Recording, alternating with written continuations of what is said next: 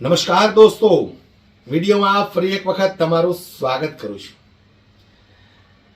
27 વર્ષ પછી દિલ્હીની અંદર ભારતીય જનતા પાર્ટીની સરકાર બને છે। દિલ્હીની જનતાનું એવું કહેવું હતું કે ભારતીય જનતા પાર્ટીની સરકાર બનશે, કંઈક નવું જોવા મળશે, કંઈક નવા સુધારાઓ થશે। 27 વર્ષ સુધી ભારતીય જનતા પાર્ટીને દિલ્હીની જનતાએ મોકો નહોતો આપ્યો, પરંતુ એક વિશ્વાસ મૂકીને, ખાસ કરીને નરેન્દ્ર મોદીની ગેરંટી ઉપર ભરોસો મૂકીને દિલ્હીની જનતાએ 27 વર્ષ પછી ભારતીય જનતા પાર્ટીને એક વખત દિલ્હીમાં સત્તા સોંપી। ત્યારે સૌથી પહેલી નરેન્દ્ર મોદીની ગેરંટી હતી કે 8 માર્ચે મહિલા દિવસના દિવસે દરેક મહિલાઓના એકાઉન્ટની અંદર 2500 રૂપિયા આવશે। એ ગેરંટી તો ખોટી સાબિત થઈ। ત્યાર પછી હવે જે રીતે આમ આદમી પાર્ટી છેલ્લા 10 વર્ષથી દિલ્હીની અંદર જે કામ કરી રહી હતી, શિક્ષણની અંદર દરેક સ્કૂલોમાં એક આમ આદમી પાર્ટીએ એક એવી મજબૂત પકડ રાખી હતી કે કોઈ પણ સ્કૂલના અધિકારીઓ, ટ્રસ્ટીઓ કે જે કોઈ હોય તે દિલ્હીની અંદર સરકારની મંજૂરી વગર ફીની અંદર વધારો ન કરી શકે, આવી એક મજબૂત પકડ રાખી હતી।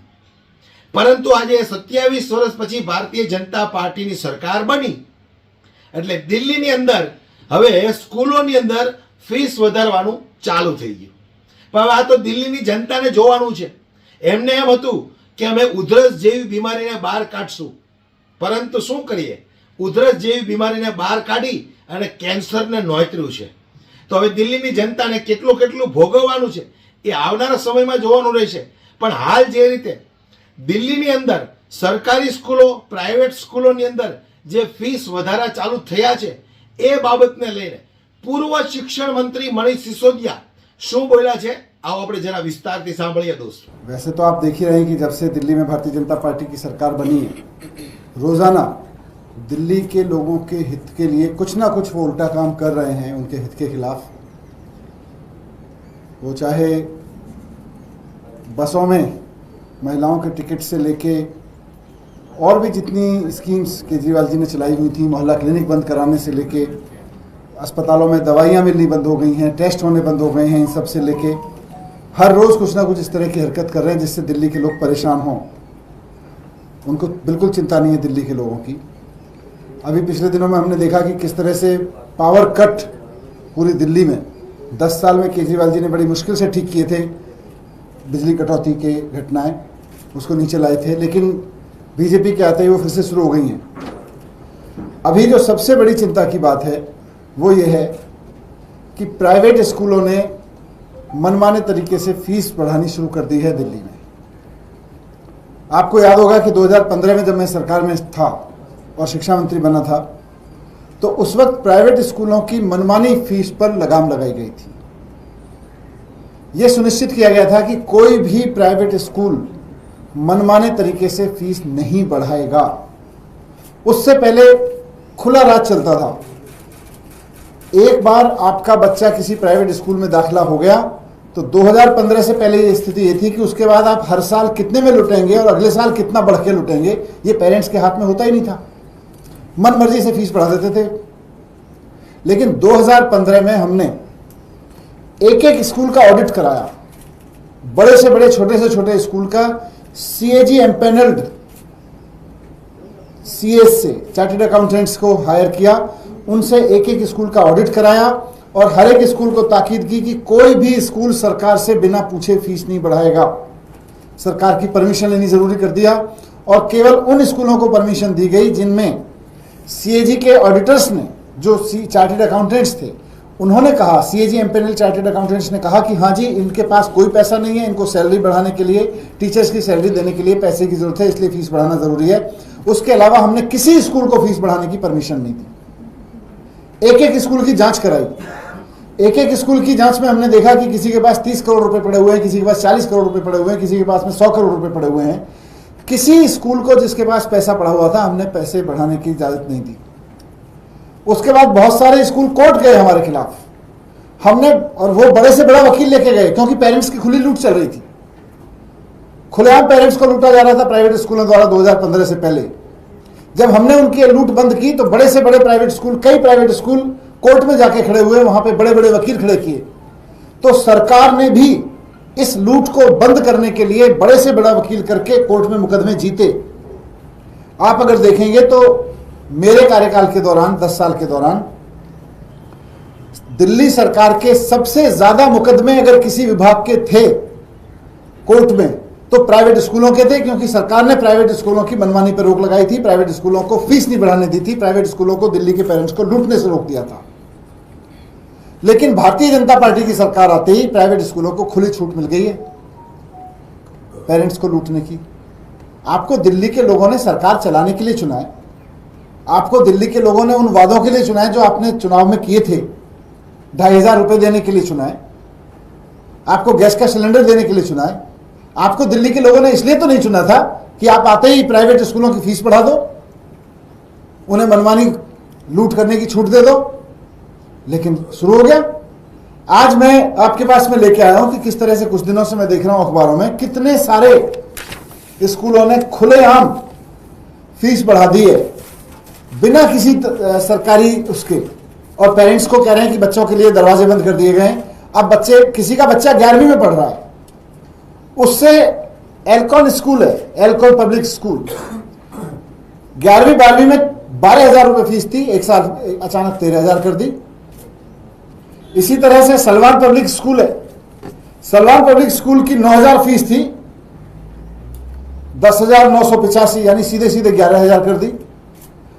9,000 से बढ़ा के 11,000 कर दी, 12,000 से बढ़ा के किसी ने 13,000 कर दी किसी स्कूल ने।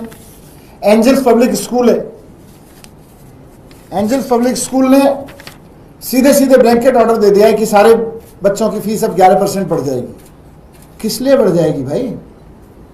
टीचर्स की सैलरी नहीं बढ़ रही, खर्चे नहीं बढ़ रहे, अचानक ऐसे कैसे बढ़ जाएगी 11%? ऐसे कैसे 30% फीस बढ़ा दे रही है?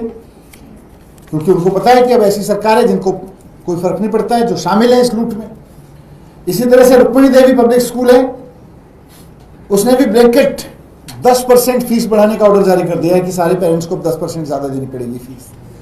लैंसर कॉन्वेंट पब्लिक स्कूल है, उनकी 4,900 फीस होती थी, सीधे बढ़ा के 6,500 कर दिया, 6,500, 4900 रुपए से सीधे 6500 रुपए कर दिया। ऐसे ग्रीनफील्ड पब्लिक स्कूल है, उन्होंने सीधे 10% बढ़ा दिया। ITL पब्लिक स्कूल है, सीधे 10% बढ़ा दिया। तो हर एक स्कूल 10%, 15%, 30% तक फीस ऐसी बढ़ा दे रहा है। ये सरकार की क्या मिली भगत है प्राइवेट स्कूलों से कि 10 साल तक कोई प्राइवेट स्कूल इस तरह से मनमर्जी से फीस बढ़ाने की हिम्मत नहीं कर पाता था केजरीवाल जी के दौर में, केजरीवाल जी के मुख्यमंत्री रहते हुए। अगर किसी को सरकार सप्रेस करते हुए भी लगती थी कि भाई नहीं सरकार हमें नाजायज मना करती है, तो कोर्ट जाता था, कोर्ट से परमिशन मिलती थी, तब बढ़ाता था। और वहां भी हम बड़े बड़े वकील खड़े करते थे, हम दिखाते थे जी इसके पास 30 करोड़ रुपए पड़ा हुआ है, फीस नहीं बढ़नी चाहिए, और उसको नहीं बढ़ाने देते थे जो गलत तरीके से बढ़ाता था। लेकिन यहां तो आते खुली छूट दे दी है। ये भारतीय जनता पार्टी की सरकार का प्राइवेट स्कूलों की इस फीस की खुली लूट से क्या रिश्ता है, बीजेपी को एक्सपोज करना जरूरी है। हमें लग रहा है कि दिल्ली के लोगों को लूटने का खुला करप्शन शुरू हो गया है। दिल्ली में दिल्ली के पेरेंट्स को लूटने का खुला करप्शन शुरू हो गया है। दिल्ली के लोगों की जेब पे डाका डालने के ये खुलेआम काम हो रहा है। भारतीय जनता पार्टी की सरकार इस काम को करा रही है। ये लोगों के पेरेंट्स के जिनके बच्चे पढ़ रहे हैं, नौकरी पेशा लोग बड़ी मुश्किल से अपनी सैलरी से बचा बचा के फीस देते हैं, हर महीने उनसे 30-30, 40-40%, 10-10% की लूट बढ़ा देना, ये करप्शन है, करप्शन है, करप्शन है। और मैं कहूंगा कि इसकी सीबीआई जांच होनी चाहिए। दिल्ली के लोगों की इस बड़े पैमाने पर लूट, दिल्ली के पेरेंट्स की एजुकेशन माफिया द्वारा इतने बड़े पैमाने पर लूट सरकारी मिली भगत के नहीं हो सकती है। इसमें से कितना हिस्सा दिल्ली सरकार के मंत्रियों को मिल रहा है, इसकी सीबीआई जांच होनी चाहिए। इस बात की जांच होनी चाहिए कि जिन स्कूलों को इतने लंबे समय से केजरीवाल जी की सरकार ने फीस बढ़ाने से रोक रखा था, अचानक उनको इतनी खुली छूट किस दबाव में, किस लेन देन में, किस योजना के तहत दे दी दिल्ली सरकार ने, किस साजिश के तहत दे दी दिल्ली सरकार ने। मैं इसमें सीबीआई जांच की मांग करता हूं। Thank you. सर, आपको क्यों लग रहा है कि एक नेक्सस है इसमें, जो पार्टी सत्ता में है उसके बीच और प्राइवेट स्कूलों के बीच, ऐसा क्यों क्लेम? देखिए 2015 से पहले भी ये नेक्सस काम करता था। खुलेआम फीस बढ़ा देते थे, पेरेंट्स को बिल थमा देते थे, भाई अगले महीने से इतनी फीस देनी है। लेकिन दिल्ली सरकार ने सिस्टम बनाया कि अगर आपको फीस बढ़ानी है तो आप सीधे पेरेंट्स को नहीं बता सकते, आपको सरकार से परमिशन लेनी पड़ेगी, अकाउंट्स दिखाने पड़ेंगे। ये एजुकेशन माफिया को केजरीवाल सरकार ने बहुत लीगल तरीके से कंट्रोल किया था, और न सिर्फ कंट्रोल किया था बल्कि बढ़ी हुई फीस, आपको ध्यान होगा, लौटवाई थी। जिन पेरेंट्स के बच्चे स्कूलों से पढ़ के निकल गए थे, हमारी सरकार बनने से पहले आर्बिट्ररी तरीके से फीस बढ़ा दी गई थी, वो फीस लौटवाई गई थी। और अब अचानक ऐसा क्या हो गया? टीचर्स की सैलरी तो नहीं बढ़ी है, ऐसे अचानक खर्चे भी नहीं बढ़े हैं स्कूलों में, कोई फैसिलिटी भी नहीं डेवलप नहीं की जा रही है। फिर हर एक स्कूल कैसे इतने मनमाने तरीके से फीस बढ़ा दे रहा है, बिना सरकार को कुछ पैसा दिए, बिना सरकार को खिलाए पिलाए, बिना सरकार के साठगांठ के संभव नहीं है। તો હવે દિલ્હીની જનતાને મારે એટલું કહેવું છે કે તમને લોકોને એમ હતું કે 27 વર્ષ પછી ભારતીય જનતા પાર્ટીને આપણે સત્તા સોંપી રહ્યા છીએ તો કંઈક દિલ્હીની અંદર નવું થશે, કંઈક સારું થશે। હવે પ્રાઇવેટ સ્કૂલોની અંદર ફીસ વધારાઓ ચાલુ થઈ ગયા છે, અને જે રીતે 8 માર્ચે મહિલા દિવસના દિવસે મહિલાઓના એકાઉન્ટની અંદર 2500 રૂપિયા આપવાની વાત કરી હતી, એ ગેરંટી ખોટી પડી। ત્યાર પછી જેટલી નરેન્દ્રભાઈ મોદીએ ગેરંટીઓ આપી છે એ તમામ ગેરંટીઓ ખોટી પડવાની છે, આ હું દાવા સાથે કહું છું। આવનાર સમયમાં એ પણ જોવાનું રહેશે દોસ્તો।